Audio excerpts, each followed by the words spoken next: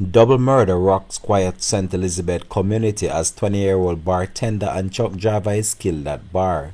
Hi again and welcome. This is Links 007 TV News Report, and we'll be right back with the full details to come. Welcome to Links 007 TV News Report, providing you with the best in local and international news updates. This is a place where you can get the most reliable and informative news information. Links 007 TV News Report. Welcome back and thanks for joining us. This is Links 007 TV News Report.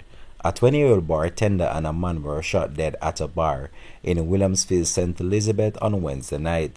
The deceased has been identified as Dane Morgan, aged 37 years old, a truck driver of Williamsfield, and Kerisha Oscott, aged 20, a bartender of Ballas River in Clarendon.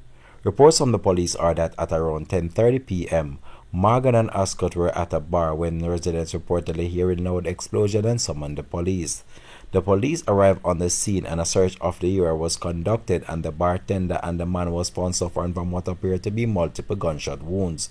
They were rushed to hospital but they were pronounced dead soon after. Head of the St. Elizabeth Police Division, Coleridge Minto, provided an update in relation to the shooting. Sometime at about 10:30 on Wednesday night, explosions were heard in this area, Williamsfield, which is located in the Silo police area. At the end of the explosions, search was conducted. Two persons, a male and a female, were found suffering from gunshot wounds. They were taken to the Black River Hospital where they were pronounced dead.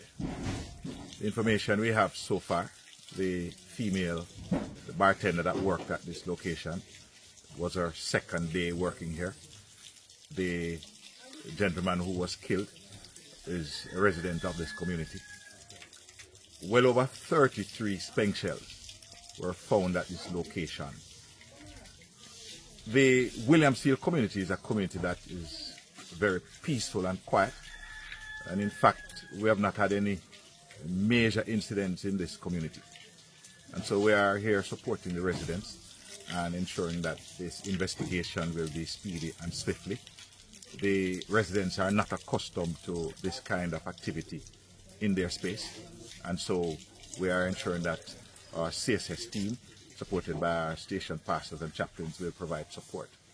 The gentleman had a number of children, many of them who are traumatized out of this incident, as well as children in this community, and so we'll be providing additional support to them.